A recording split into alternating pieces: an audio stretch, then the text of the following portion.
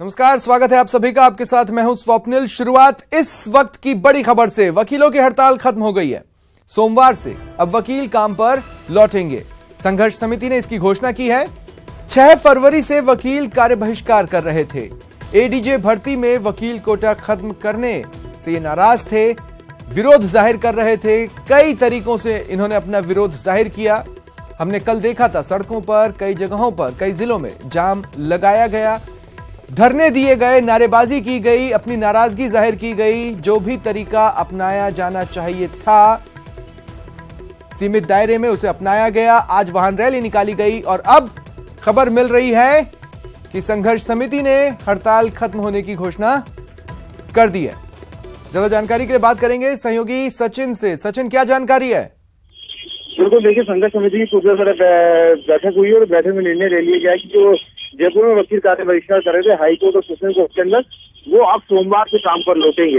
लेकिन स्वप्निल, सबसे बड़ा सवाल ये है कि पूरे रेस्ट ऑफ राजस्थान में हड़ताल नहीं थी कि जयपुर के वकील हड़ताल कर रहे थे। सुप्रीम कोर्ट का आदेश कुछ हद तक वकीलों के पक्ष में था और उसके बाद भी ये हड़ताल वकीलों की जारी थी। लेकिन अब संघर्ष समिति का कहना है कि राज्य सरकार की उनकी ओर से उन्हें एक लेटर मिला है और इसके अलावा चीफ जस्टिस ऑफ राजस्थान की ओर से एक लेटर जारी किया गया जिसमें कहा गया है कि उनकी सभी मांगों पर सकारात्मक जो है समझौता किया जाएगा, उन्हें हल किया जाएगा और केवल आश्वासन मात्र से ही उन्होंने हड़ताल को खत्म कर दिया है, कार्य बहिष्कार खत्म करने की घोषणा कर दी है। तो कहीं ना कहीं ये सवाल ये पूछने लग गए हैं कि इतने दिन से कार्य बहिष्कार क्यों किया गया, जबकि वकील कह रहे थे कि जब तक कोई ठोस कार्रवाई नहीं हो जाती तब तक वो काम पर नहीं लौटेंगे। तो कहीं ना कहीं जो मांग अन्य वकीलों की संघर्ष समिति ने भी क्या कोई स्पेसिफिक कारण बताया है इस घोषणा के पीछे? जी नहीं, देखिए, सबसे उनकी तरफ से यही कहा गया है कि राज्य सरकार और चीफ जस्टिस ऑफ राजस्थान की ओर से उन्हें 2 लेटर प्राप्त हुए जिसमें कहा गया है कि उनकी सभी मांगों को मान लिया जाएगा और उनका सकारात्मक रूप दिखाया जाएगा। तो केवल उन आश्वासन मात्र पर ही अब वकीलों ने कार्य बहिष्कार करे। तो मैं आपको इससे और बताना चाहूंगा कि ये जो वकील कार्य बहिष्कार कर रहे थे, इससे रेस्ट ऑफ राजस्थान में जितने भी अधिवक्ता थे उनका समर्थन प्राप्त नहीं था। इवन जयपुर में भी कई अधिवक्ता ये कह रहे थे कि ये वकील हड़ताल क्यों की गई है, क्योंकि कहीं ना कहीं प्री मैच्योर डिसीजन इसको बताया गया था कि जो सबसे अंतिम निर्णय होता है हड़ताल का, सबसे अंतिम अवसर होता है किसी भी हम कह सकते हैं कि संगठन का, वो वकील सबसे पहले इस्तेमाल कर लेते हैं और उसके बाद हड़ताल से कैसे लौटा जाए इसका रास्ता इन्हें नहीं मिल पाता। चलिए, शुक्रिया सचिन, आप नजर बनाए रखें।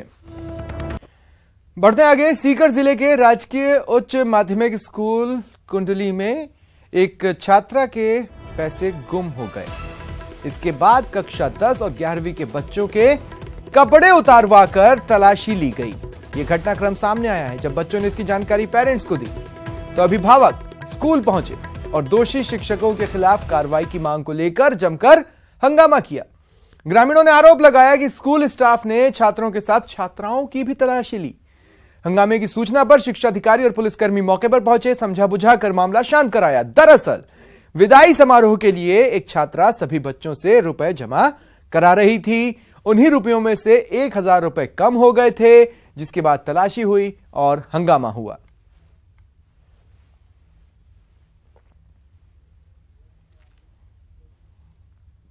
चलिए, किसी के 1000 रुपये अगर गायब हो जाते हैं तो इसके एवज में हम सारे बच्चों से कपड़े नहीं खुला सकते, उन्हें निवस्त्र नहीं कर सकते, क्योंकि हम अपने बच्चों को सिर्फ पढ़ाई करने के लिए भेजते हैं, नंगा करने के लिए नहीं भेजते हैं उन्हें। तो इसलिए ऐसा है कि सर गांव के लोगों को जब इस बात का मालूम चला, गांव के लोग इकट्ठे हुए, उन लोगों ने एक कमेटी बना के यहाँ स्कूल के सामने धरना किया। उसके बाद में मैडमों ने ये कहा कि आप लोग यहाँ से चले जाइए, आपकी कोई औकात नहीं है कि आप यहाँ। ये हमारे पास वीडियो है। इस बात का पता चला कि कक्षा 11 के एक बच्चे के 1000 रुपये खो गए हैं, लेकिन उसके आगे क्या हुआ उसके बारे में मुझे कोई पता नहीं। ये जो कुछ हुआ है मेरी अनभिज्ञता में और बिना मेरी जानकारी में लाए हुए हुआ है। मेरी जानकारी में कोई ऐसी बात सामने नहीं आई है।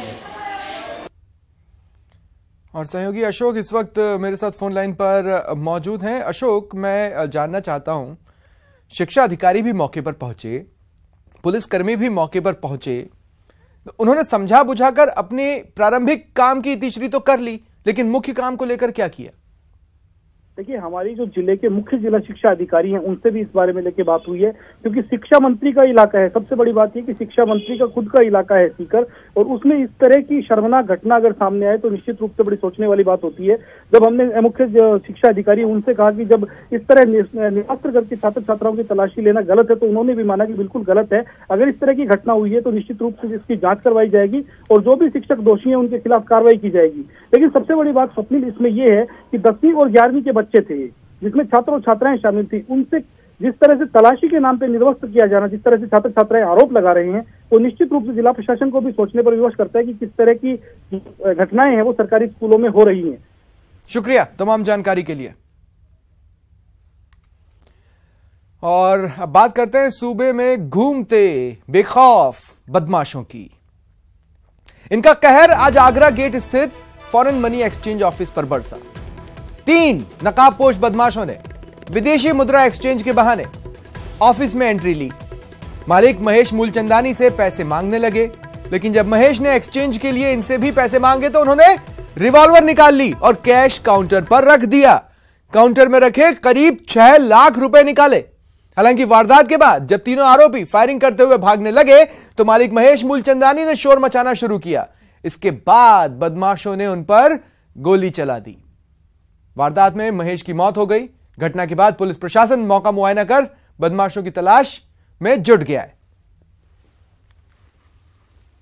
दिखाओ तो उन्होंने बोला, उन्होंने डायरेक्ट फायरिंग दिखा दी। बोला कि अगर आवाज करोगे तो फायर कर देंगे, चुपचाप बैठो। तो हम चुपचाप बैठ रहे थे। वो कुर्सियां सब उल्टा फुल्टा करने लगे। हमारे ड्रॉर में जाके कैश निकाल के और भाग गए। तो सर ने जैसे ही बाहर गए, सर ने बोला चोर चोर चोर, तो उन्होंने सर पे फायरिंग कर दी। हमारे करीब 6-7 लाख लेके गए। पतले से लड़के थे, 20-21 साल के। पहली बार ही देखा? हाँ, पहली बार ही देखा है। पूरी बात एक बार पता कर लें तो मैं आपको डिटेल में बता पाऊंगा। जितना मोटा मेरी जानकारी में है वो है कि कोई मुद्रा में डील करते हैं ये जो मनीष नाम के व्यक्ति हैं, और किस कारण से हुई घटना वो मौका देखने के बाद ही बताते हैं। तो पैसे भी लूटे गए हैं कुछ? हाँ, वो पूरा चेक करना पड़ेगा कि वहाँ से क्या गया है, क्या रीज़न है, कोई रंजिश है, या फिर क्योंकि मुद्रा में व्यापार करते हैं तो हो सकता है जो पैसे उनके पास थे वो इस कारण से उनकी नॉलेज में रहा हो। जेलों में ऑपरेशन सर्च की खबर पर अब बात करेंगे। जयपुर सेंट्रल जेल में पाकिस्तानी कैदी की हत्या के बाद प्रदेश की जेलों में बंद पाक कैदियों की सुरक्षा बढ़ा दी गई है। वहीं लापरवाही के आरोप में जयपुर सेंट्रल जेल अधीक्षक और जेल को एपीओ कर दिया गया है, जबकि सेल प्रभारी समेत 2 को सस्पेंड कर दिया गया है।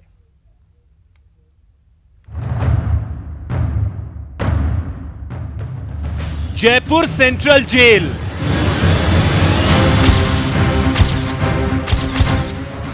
बीकानेर सेंट्रल जेल,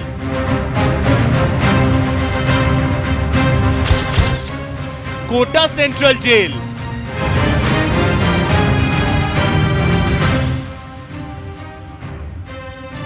प्रदेश की सभी जेलों में बंद पाक कैदियों की सुरक्षा बढ़ा दी गई है। दरअसल बुधवार को जयपुर सेंट्रल जेल में बंद पाक कैदी शकरुल्लाह की जेल के ही कुछ कैदियों ने हत्या कर दी, जिसके बाद प्रदेश की ऐसी सभी जेलों की सुरक्षा व्यवस्था को लेकर प्रशासन सजग हो गया है। जिन जेलों में पाकिस्तान के कैदी हैं, बीकानेर सेंट्रल जेल,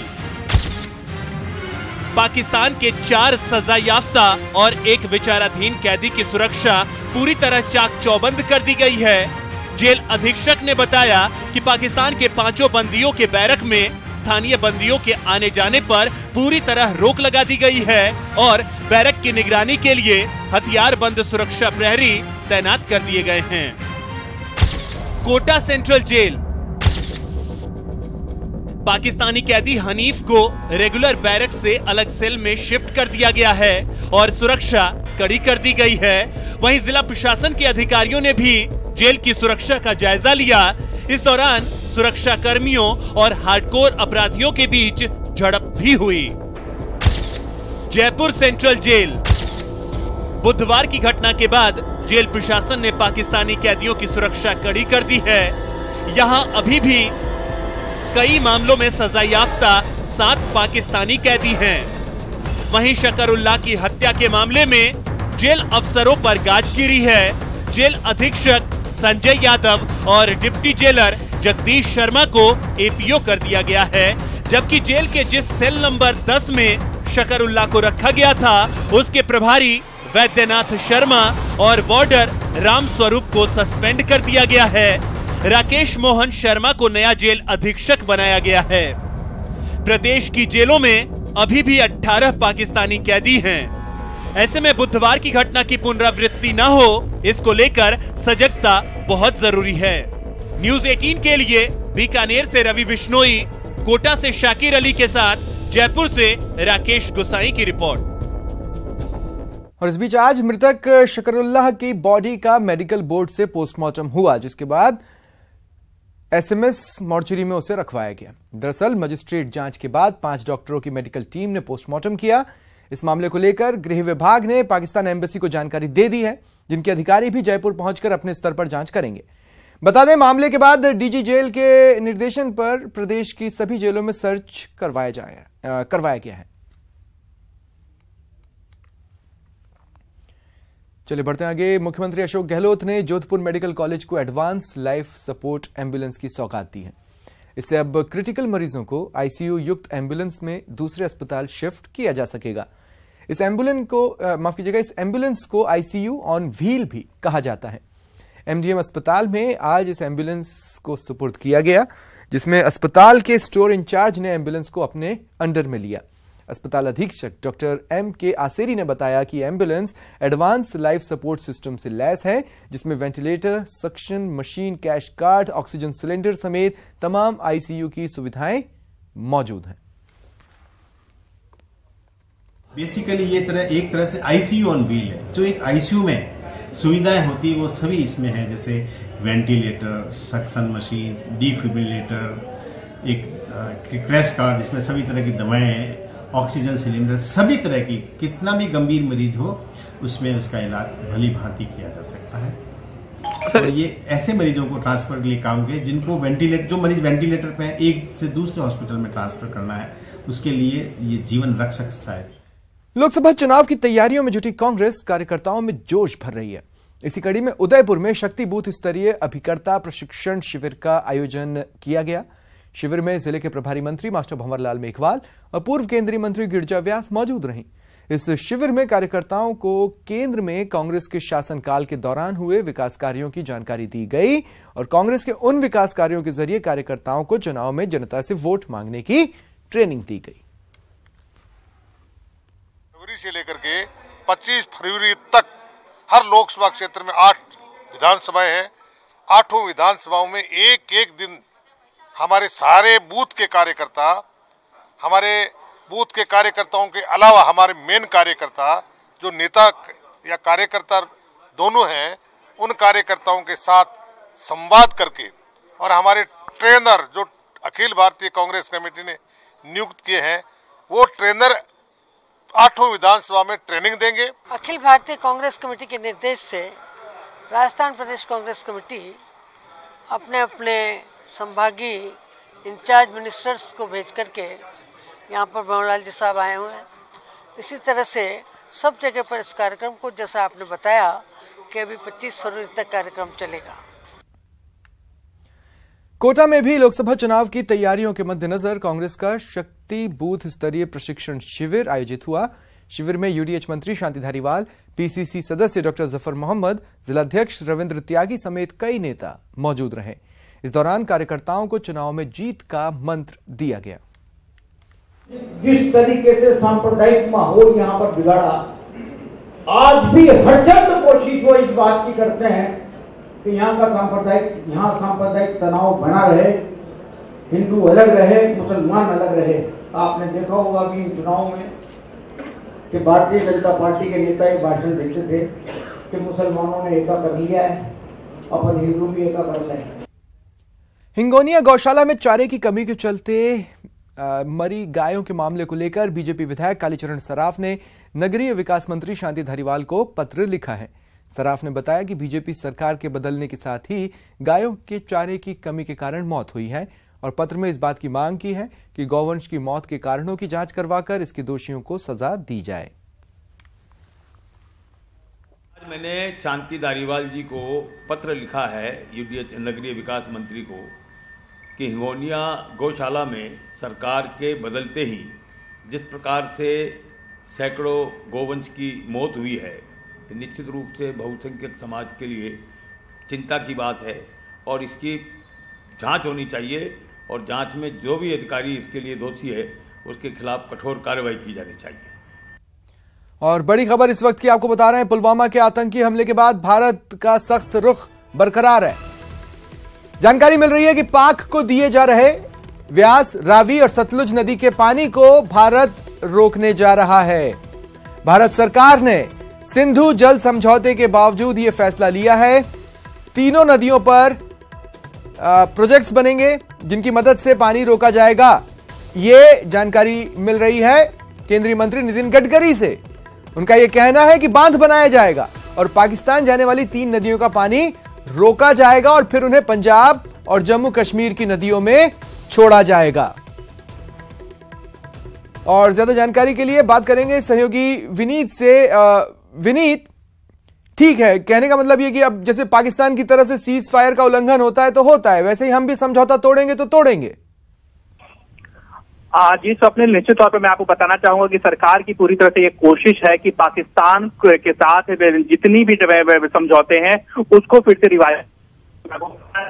अब जैसे ही पुलवामा अटैक हुआ था उसके बाद सीसीएस की बैठक हुई थी और उसके बाद मोस्ट फेवर्ड नेशन का पाकिस्तान से दर्जा वापस ले लिया गया था। इसके साथ ही साथ मैं आपको बताना चाहूंगा कि जो पूरी तरह से जो डिप्लोमेटिक कोशिश थी जिससे पाकिस्तान को अलग थलग किया जाए, इसका भी पूरा प्रयास किया गया था और डिप्लोमेटिकली ये कोशिश की जा रही है विदेश मंत्रालय के द्वारा कि पाकिस्तान को अलग थलग किया जा सके। इसके साथ ही साथ मैं आपको यह भी बताना चाहूंगा कि सिंधु में जो नीति है वह भारत का यह कहना है कि भारत जो है वो अपने में पानी को पाकिस्तान को नहीं देगा अगर पाकिस्तान इस तरह की हरकतें करता रहा, सीज फायर का वायलेशन करता रहा या फिर आतंकियों को अपना प्रश्रय देता रहा। तो भारत ऐसे समय में पाकिस्तान को अपना पानी नहीं देगा। सिंधु समझौते के तहत जो पानी पाकिस्तान को भारत देता है या भारत जो एक्स्ट्रा पानी पाकिस्तान को देता है उसे भारत अपनी ओर डाइवर्ट कर लेगा और जिससे कि भारत की जो पानी की जरूरतें हैं उसे पूरा किया जा सके।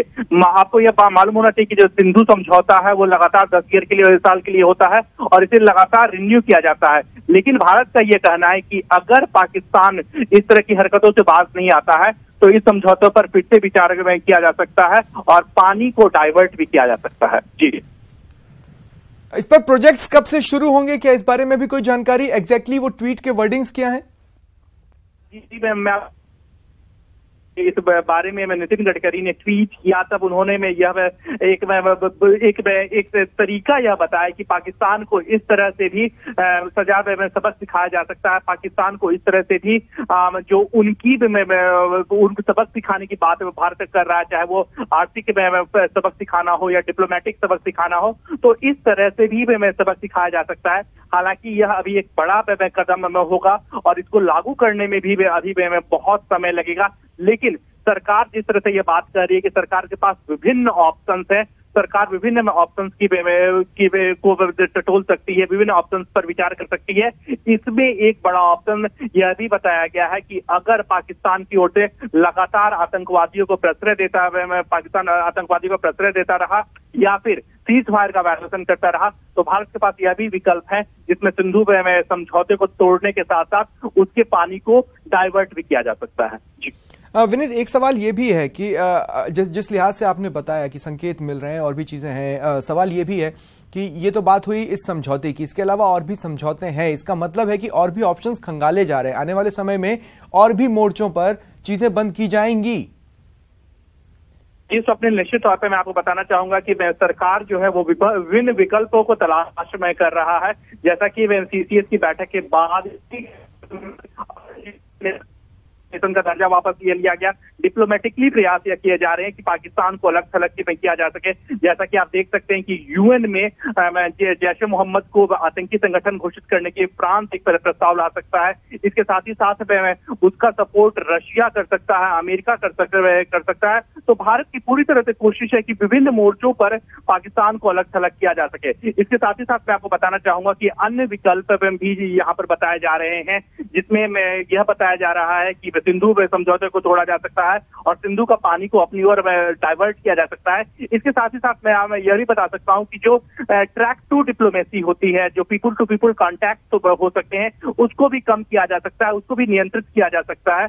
या इसके साथ ही साथ यह भी हो सकता है कि कई ऐसी चीजें हैं जिस पर जिसको लेकर के, क्योंकि भारत जो भी कदम उठाएगा वो भी कैलकुलेटिव कदम उठाएगा और यह पूरी तरह से प्रयास करेगा कि जो डिप्लोमेटिकली अलग किया जाए या पाकिस्तान को अलग किया जाए, तो पूरी तरह से पाकिस्तान को ये लक्ष्य किया जाए। शुक्रिया विनीत, हमारे साथ जुड़ने के लिए और तमाम जानकारी के लिए। अब इस ट्वीट के बारे में और बता दें। प्रधानमंत्री नरेंद्र मोदी के नेतृत्व वाली हमारी सरकार ने फैसला लिया है, भारत से पाकिस्तान जाने वाली नदियों में हमारे हिस्से के पानी को रोका जाएगा। हम धारा मोड़कर इसे पूर्वी नदियों में मिलाएंगे और उसे हम अपने जम्मू कश्मीर और पंजाब के लोगों तक पहुंचाएंगे। ये अपने ट्वीट में केंद्रीय मंत्री नितिन गडकरी ने लिखा है।